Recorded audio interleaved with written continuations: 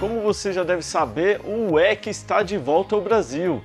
Em um evento aqui em São Paulo, foi anunciado que a categoria do Mundial de Endurance, a mesma que passa pelas 24 horas de Le Mans, voltará a competir em Interlagos após 4 anos. A última vez que isso aconteceu foi em 2014. Ainda vai demorar um pouquinho, porque a gente vai ter esse ano a supertemporada, como eles estão chamando, né, que vai terminar só nas 24 horas de Le Mans de 2019, lá em junho de 2019, e na temporada que vai ser entre 2019 e 2020, que vai se encaixar essa nova 6 horas de Interlagos, 6 horas de São Paulo.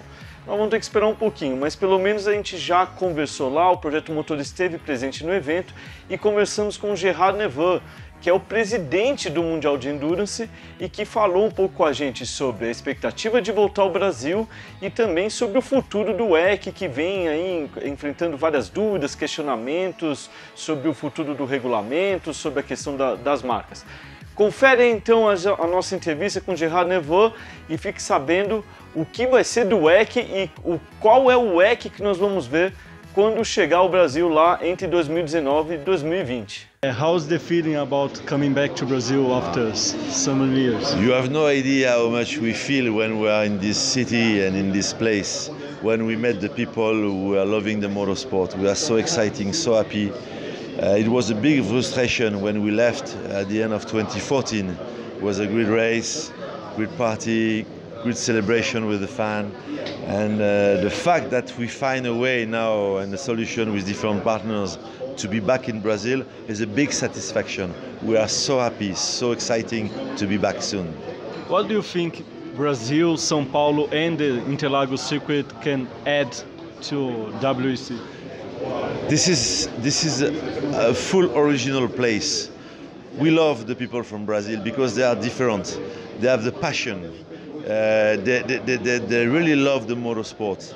Interlagos is a circuit with characters. This track is absolutely amazing. Fast corner, slow corner. You can see from the grandstand most of the part of the track. This is very technical. Excuse me for the expression, but when you want to drive in Interlagos and to be the winner, you need to put your balls on the table because this is a very courageous track. So, and the atmosphere in the paddock is totally different because the Brazilian people are so generous. They speak with the heart, which is so good. And I have to say that for us, what we have expected is just to do here a big celebration and to share with all the community of the people who love the motorsport, a celebration for the motorsport here.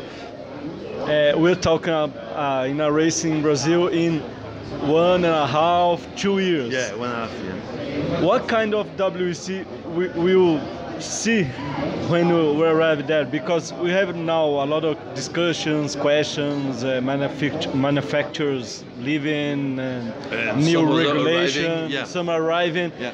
What do you think we are going to see in the Brazilian? I'm very optimistic, to be very frankly.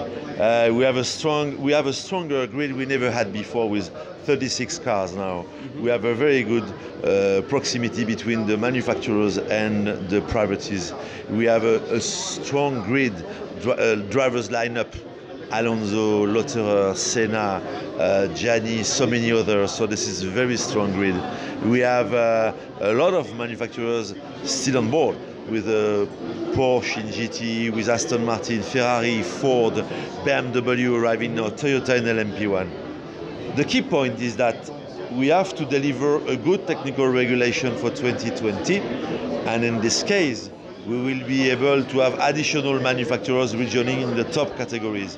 And they are already discussing now with the technical commission. So my expectation is that the WEC is growing up a lot, and that the idea is we need to find a place like Interlagos to welcome this very strong championship, and we are so happy because this is the perfect place to do a big race, a good race. But you guys are thinking in a change of line of regulation? No, the regulation will be an evolution that we have to consider now. For example, in the top categories, we have to find a regulation with a reasonable budget, because the manufacturers, they cannot spend 200 million now for a single program. It's a little bit difficult regarding the economical situation all around the world. At the same time, we must be sure that the priorities can have access to these categories, so the budget has to be absolutely reasonable. We have to imagine also that it will be very helpful if we can find a way to have a common prototype series between America and the rest of the world.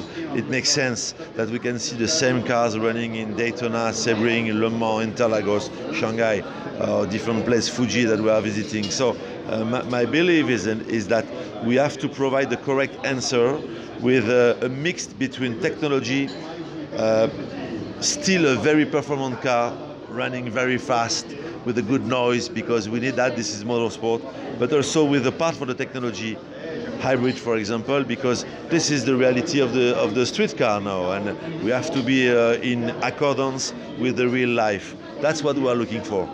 In the 60s, 70s, 50s, we had some like hero drivers generation that they run Formula One, they run sports car championship, Indy, and we had in the last decades, 90s, we didn't have this. Now we have Alonso doing something like that. How do you feel like having a driver like Alonso that he's not retired from Formula 1, he's still a big star, but racing in your championship? And do you think this can open a door to more discussion between the series? I'm not objective, because to welcome Alonso is a big add value, but very sincerely, Alonso is a hero for me. He was before to arrive in WEC. He was a man who made me dreaming when I was watching the race and when he was fighting for the world title in Formula One. He did something that a very few limited number of drivers is able to do it. So I have to say that Alonso is a hero and a model, because what he's doing is exactly what so many other drivers would like to do. He's a driver, so he's a competitor. The only thing that Alonso loves to do it first is to drive a car and to win a race or to win title. That's the reason why he's a big champion. And he has this capacity because he has a big talent that he's able to drive Formula One, change the following weekend, and drive a sports car, and the weekend after he can drive a go-kart if he wants to have fun, back to Formula One. It's just an example for all of us. And I hope that some other driver will follow him, because you're right. 20 years ago, 30 years ago, it was what the fan really like, is to follow a champion in different championships. And only the best one can do that. And he's absolutely an incredible champion. But do you think that needs some discussion between the series, because there's the calendar problem? We try to avoid the clash. Yeah. We have several meetings during the year. We try to avoid any clash between Formula One and WEC, and we try to do the same with Formula E, because we have some drivers racing Formula E and WEC. So we try to find a way to avoid any clash. That's very challenging, very difficult, but this is what we are looking for. And the fact we are racing in the middle of the winter, what you call the summer in Brazil, it's also a way to help to race when the Formula One is not racing, so we avoid a chance to clash. So we try to do it. We try to do our best, but this is difficult. Okay, thanks. Thank you, and happy to be back in Brazil. We love this country. We love the people here. So it's a big pleasure for us. Thanks, welcome. Thank you. Vocês viram aí que tem muita coisa para arrumar na casa ali do WEC, muitos planos que eles estão fazendo e muita coisa aí que eles ainda têm que discutir até com outras categorias, IMSA nos Estados Unidos, por uma plataforma aí de protótipos. Aproveitamos o evento lá de lançamento das 6 horas de São Paulo e conversamos também com o Bruno Senna. O Bruno hoje é um dos grandes destaques do Brasil no WEC, foi campeão mundial aí na categoria Protótipos 2, né, LMP2, e esse ano vai correr na P1, na principal classe do Mundial de Endurance. Ele vai correr também pela Rebellion, dividindo o carro com o grande André Lotterer, já campeão mundial, vencedor de 24 horas de Le Mans, e com o Neil Yannick, também um piloto de destaque da categoria. Confere a entrevista aí então sobre as 6 horas de São Paulo, o retorno do WEC para o Brasil e também sobre o futuro do WEC com Bruno Senna. Como é que você vê o WEC daqui 2 anos vindo ao Brasil? Como é que é na sua visão, a evolução que a gente pode esperar do WEC até lá, até porque existe muita discussão sobre o futuro da categoria? Bom, existe um desafio grande para o WEC agora, nesses próximos anos, para se estabelecer sem a presença das montadoras grandes na LMP1, apesar de que em GT temos muitas montadoras fortes. Acho que a chance boa para as equipes privadas de vencerem essas corridas importantes, né, que nem Le Mans, etc., sem ter o suporte de montadora. E aí tem a chance de se juntar com as coisas dos Estados Unidos, fazer um campeonato de endurance gigante aí. Vamos ter que pegar o Gérard aí e dar uma acelerada nele, mas acho que o WEC tem muita força, tem obviamente a coisa mais importante de endurance do mundo, uma das coisas mais importantes do mundo e ponto final.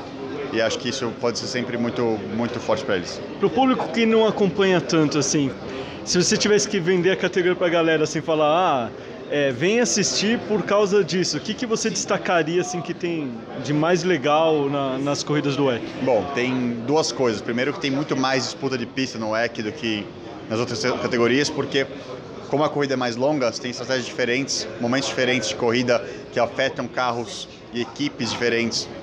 E aí você consegue ter muita ação na pista. A gente ultrapassa regularmente os nossos adversários de campeonato ou ultrapassado. As coisas são realmente muito batalhadas.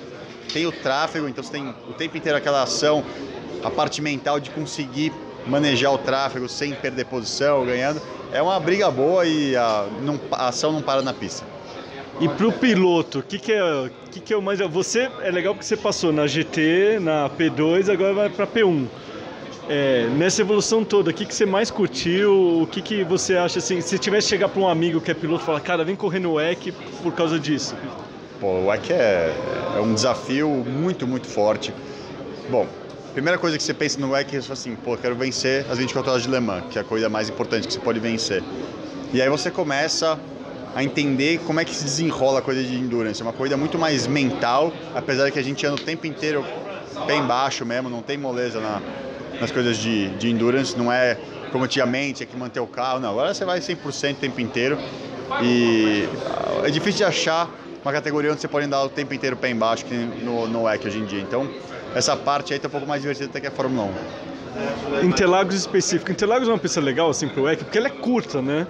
Então, assim, é uma pista que, principalmente para os P1s, é tráfego o tempo todo, assim. Olha, quando a gente fez Interlagos em 2013, o tráfego foi menos pior do que a gente estava imaginando, na verdade. A gente achou que ia ser muito ruim no miolo, mas como as curvas têm traçados diferentes, você consegue ultrapassar, é bem definido os pontos de ultrapassagem.